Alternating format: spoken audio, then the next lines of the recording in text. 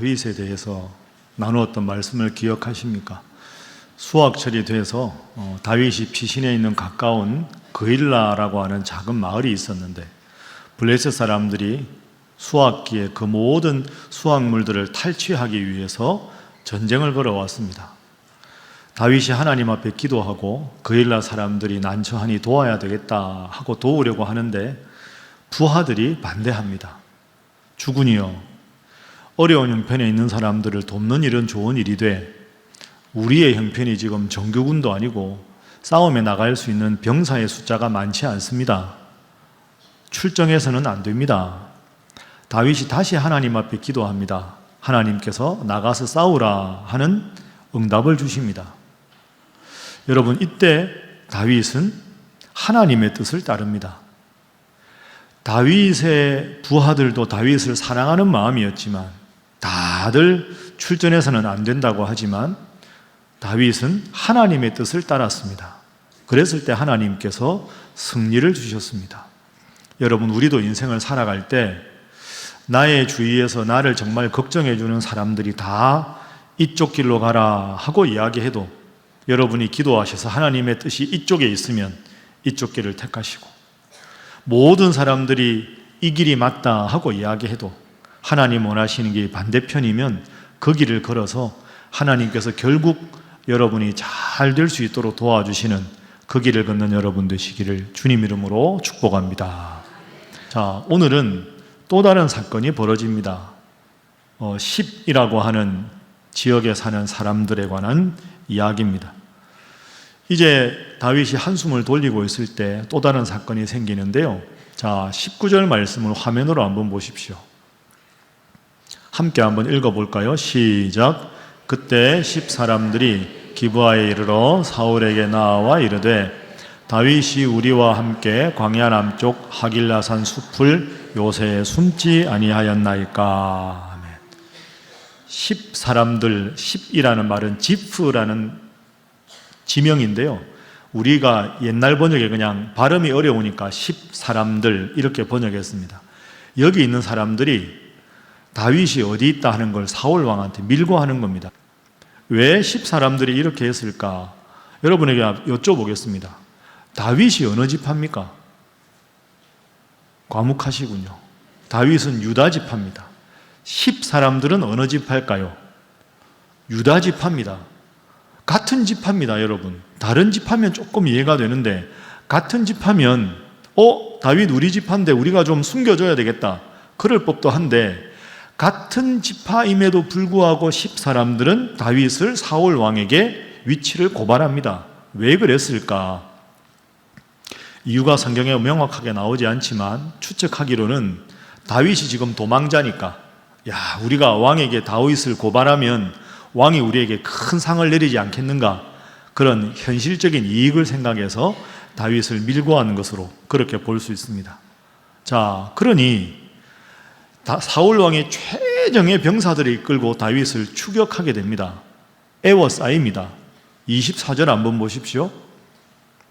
자, 24절 말씀 보면 그들이 일어나 사울보다 먼저 시브로 가니라. 다윗과 그의 사람들이 광야 남쪽 마온 광야 어디에 있습니까? 아라바라고 하는 곳에 도망을 갑니다. 근데 25절 보십시오. 사울과 그의 사람들이 찾으러 옵니다. 이제 다윗이 어디 숨었는지 알았으니까 다윗을 죽이려고 사울 왕이 최정의 병사를 이끌고 온 거지요. 전령이 다윗에게 말합니다. 큰일 났습니다. 사울 왕이 추격을 합니다. 그래서 다윗이 바위로 내려가서 마온 황무지에 있습니다. 마온 황무지에 있는 걸 보고 사울 왕이 다윗을 추격을 합니다. 일촉즉발의 위기지요. 결과 봅니다. 26절. 사울이 산 이쪽으로 가면 다윗은 저쪽으로 도망가고 저쪽으로 가면 이쪽으로 도망갑니다. 그런데 다윗이 사울을 두려워해서 급히 피하려 하였습니다. 왜? 사울이 지금 에워싸고 잡으려고 하고 있습니다. 자, 여러분, 사울이 딱 26절에서 무슨 마음일까요? 이제 잡았다. 드디어 내가 다윗을 잡았다. 저 앞에 다윗 무리 보이지? 추격해라. 양쪽에서 포위망을 점점 좁혀서 다윗을 추격하는 겁니다. 사울은 의기양양합니다. 다윗은 도관에 든 쥐가 되었습니다. 여러분, 성경 이야기라고 생각하지 마시고 여러분이 다윗이라고 가정해 보십시오. 여러분이라면 어떻게 하시겠습니까? 희망이란 전혀 없습니다. 완벽한 절망입니다. 어쩌면 좋습니까? 자, 우리가 다윗이라면 어떻게 해야 될까?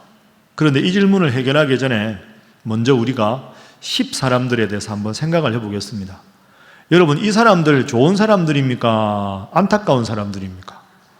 나쁘다는 말을 제가 차마 설교단에서 못해서 안타까운 사람들이 참 안타까운 사람들 아닙니까? 같은 집한데 어떻게 다윗을 고발합니까? 그리고 고발한 게 한 번뿐 아닙니다. 26장 1절도 보십시오. 26장에서 또 한 번 더 고발합니다.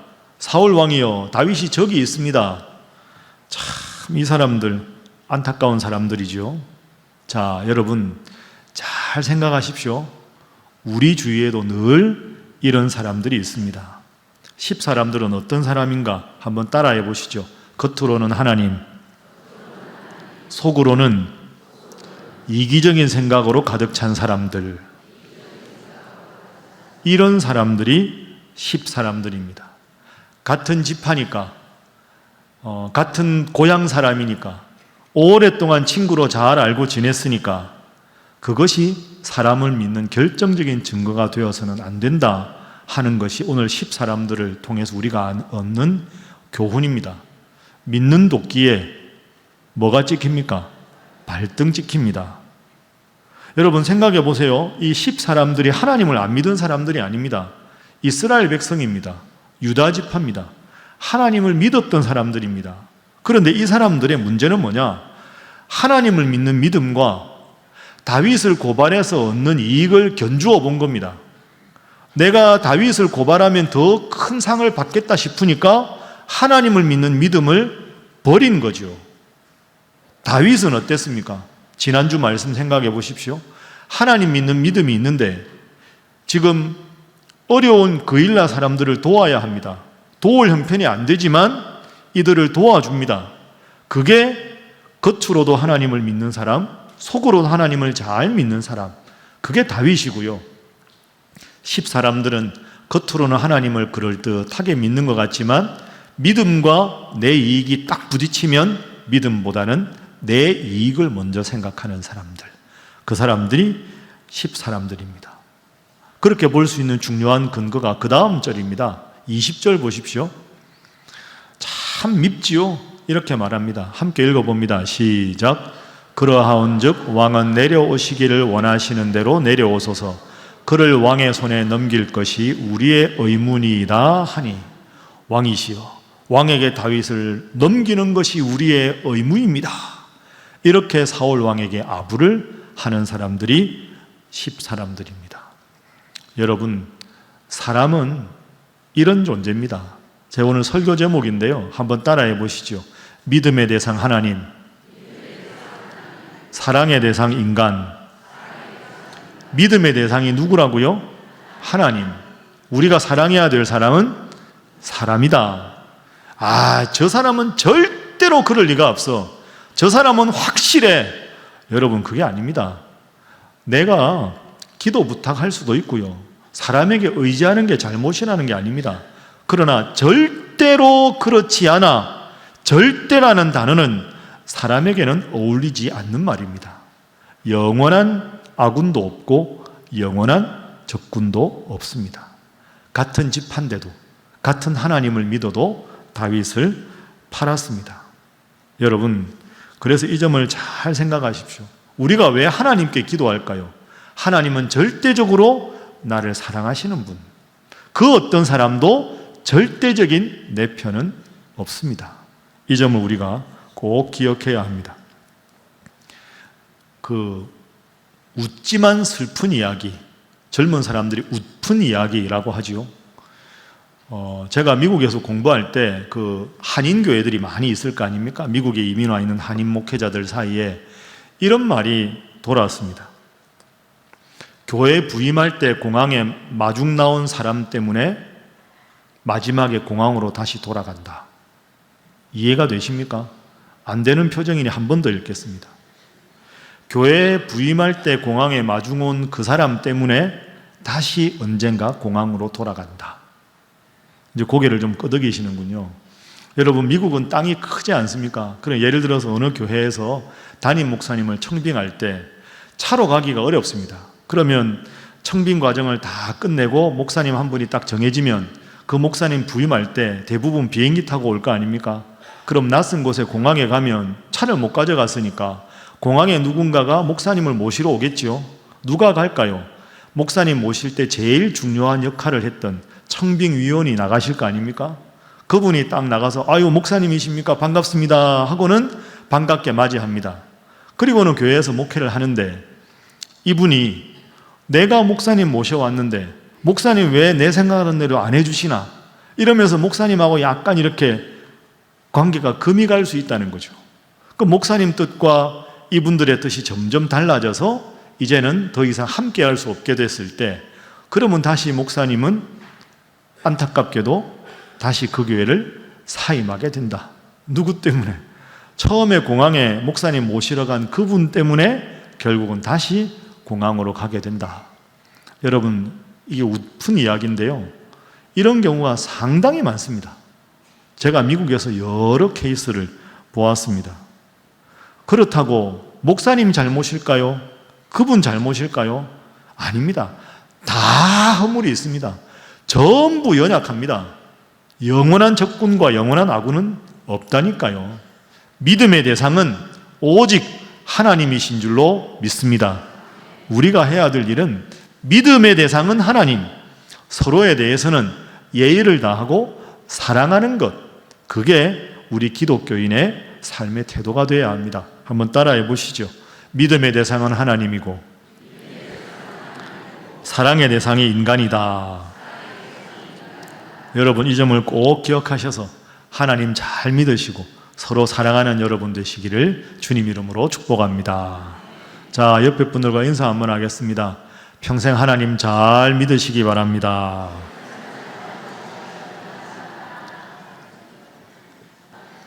자, 그럼 이제 마지막 장면으로 가겠습니다. 여러분 속지 뒷면 넘기시면 되겠습니다. 이제 다윗이 어떻게 되었을까 하는 겁니다. 속지 보지 말고 저를 보십시오. 다 있는데. 자, 우리가 지금 살펴본 본문 사무엘상 23장 26절까지 보면 10사람들이 다윗의 위치를 밀고 해서 다윗이 도망을 갔는데 결국은 막다른 골목에 딱 처했습니다. 26절에 보니까 사울 왕의 모든 병사들이 다윗을 에워싸게 되었습니다. 다윗은 갈 데가 없습니다. 혼자 도망도 못 가고 완벽한 절망의 상태입니다. 더 이상 현실적으로 할 수 있는 것이 하나도 없습니다. 보통 여러분이 이런 상황이라면 어떤 마음이 들까요? 두 가지 마음이 얼른 들지 않겠습니까? 하나님에 대한 원망. 하나님, 제가 뭘 잘못했길래 이런 어려움을 겪어야 합니까? 두 번째, 10사람들에 대한 원망. 저 사람들 진짜 저럴 줄 몰랐다. 이렇게 나를 배신하다니. 하나님에 대한 섭섭함과 사람에 대한 원망이 마음속에 생기겠죠. 그런데 다윗은 정말로 훌륭한 신앙인입니다. 다윗은 그렇게 하지 않습니다. 다윗이 어떻게 행동을 했느냐? 딱 지금 이 상황에 다윗이 시편을 하나 씁니다. 그 시편이 시편 54편입니다. 자, 화면 한번 보십시오. 시편 54편의 표제어가 이렇게 되어 있습니다. 10사람이 사울에게 이르러 말하기를 다윗이 우리가 있는 곳에 숨지 아니하였나이까 하던 때에 다윗이 이 시편을 짓습니다. 그러면 다윗은 10사람들에 대해서 어떻게 이해를 하고 있을까? 자기를 배신하고 팔았는데, 자, 이 부분을 잘 생각해 보시고요. 3절 한번 보겠습니다. 시편 54편 3절 말씀 함께 읽어봅니다. 시작. 낯선 자들이 일어나 나를 치고 포악한 자들이 나의 생명을 수색하며 하나님을 자기 앞에 두지 아니하였음이니이다. 아멘. 한번 따라해 보시죠. 하나님을 자기 앞에 두지 아니하였음이니이다.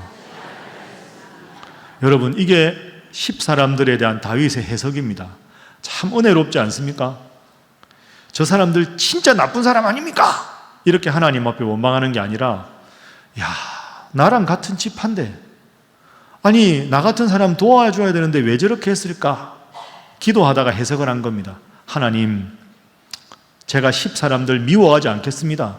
원한을 품지 않겠습니다. 저 사람들은 하나님을 자기 앞에 두지 않았기 때문에 그런 일을 한 것입니다. 딱 여기까지입니다. 더 이상 미워하지 않습니다. 겉으로만 하나님을 믿고 속으로 하나님을 내 하나님으로 믿지 않았기에 저런 일을 한 거구나. 안타까운 사람들. 딱 여기까지. 훌륭한 다윗이지요. 미움이 없습니다. 자, 우리 예수님께서도 이런 비슷한 10사람들과 같은 사람들에 대한 평가가 있습니다. 마태복음 15장 8절 말씀. 이 백성이 입술로는 나를 공경하되 마음은 내게서 멀도다. 여러분, 그렇습니다. 입술로만 주여 주여 하는데 마음은 멀어져 있는 사람들이 이 10사람들이었습니다. 오늘 내 모습은 혹시 이런 모습은 아닌가 생각하고 하나님 앞에 입술의 고백과 마음의 고백이 일치하는 성숙한 성도가 되기를 주님 이름으로 축복합니다. 자, 그러면 이제 앞으로 다윗이 어떻게 되었을까?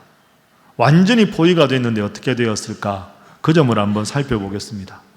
54편 1절 한번 보십시오. 기도합니다. 기도.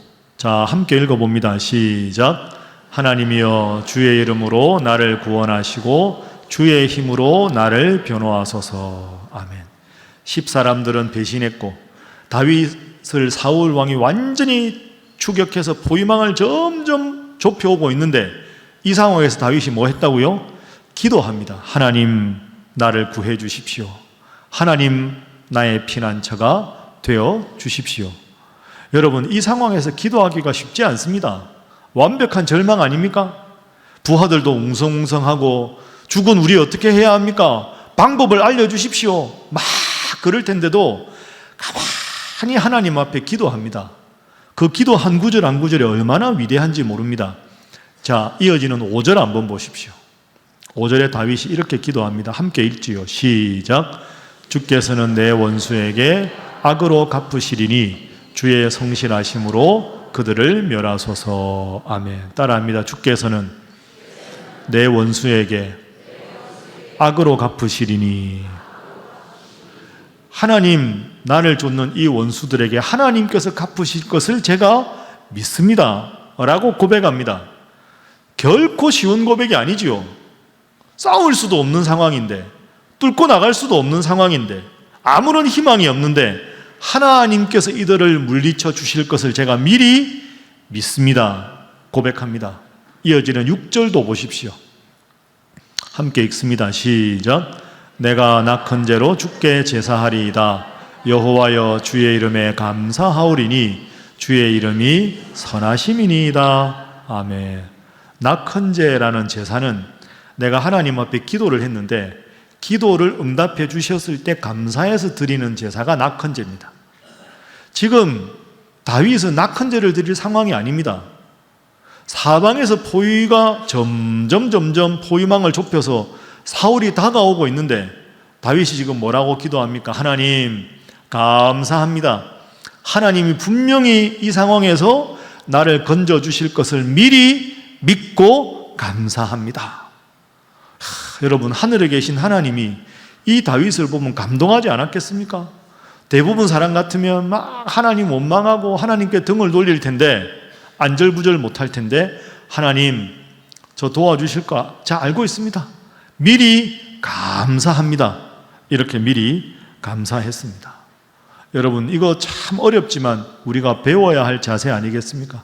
한번 따라해 보시죠. 다윗은 믿음의 눈으로 복된 미래를 미리 내다보았다. 그죠? 다윗은 믿음의 눈으로 이 절대절명의 위기도 하나님께서 극복하게 해주실 것을 미리 내다보고 감사했습니다. 어려운 신앙인의 훌륭한 성숙된 모습입니다. 자, 결과가 어떻게 됐을까요? 결과가 뜻밖의 사건으로 전개가 됩니다. 27절, 28절입니다. 화면 보시지요. 전령이 사울에게 와서 이르되 급히 오소서 블레셋 사람들이 땅을 침노하나이다. 저게 무슨 말입니까? 지금 사울 왕이 다윗을 다 잡았는데 갑자기 후방에서 전령이 오는 겁니다. 왕이시여, 큰일 났습니다. 급히 오십시오. 빨리 지금 왕궁으로 복귀하십시오. 우리의 적국인 블레셋이 갑자기 우리를 습격을 했습니다. 왕이시여, 빨리 돌아가셔서 전쟁을 지휘하셔야 합니다. 이 나라가 넘어갈 지경입니다. 급하게 전령이 이야기하는 겁니다. 28절.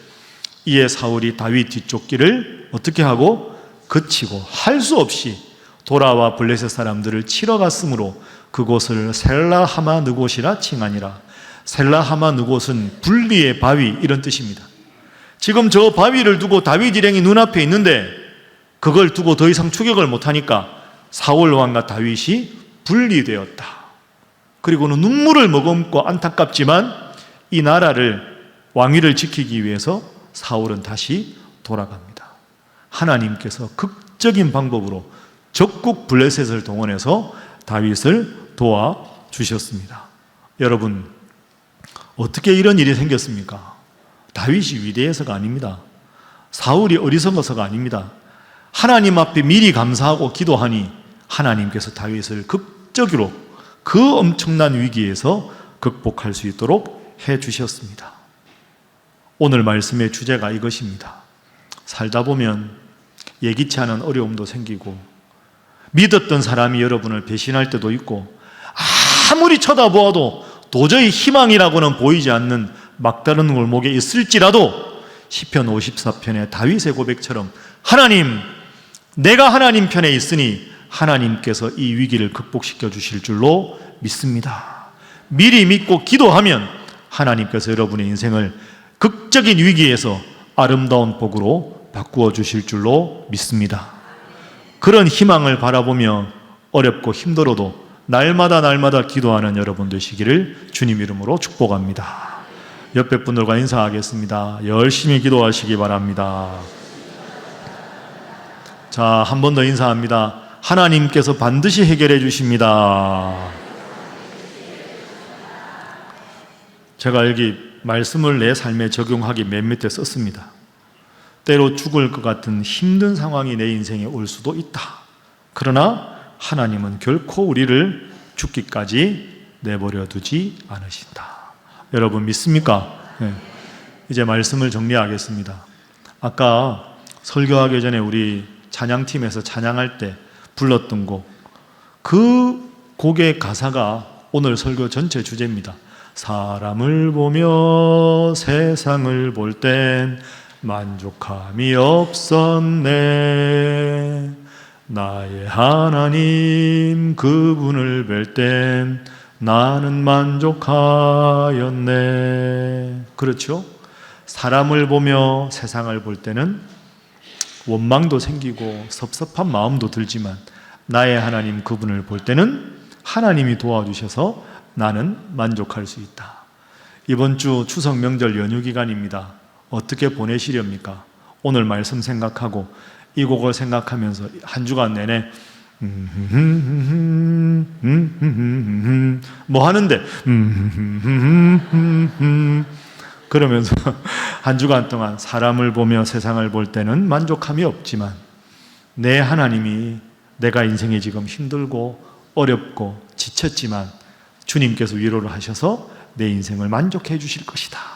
그 믿음으로 하루하루 행복하게 살아가시고, 그래서 정말로 주님만이 내 인생의 유일한 구원자요 해결책이라 고백하는 우리 신일의 모든 성도가 되시기를 주님 이름으로 축복합니다.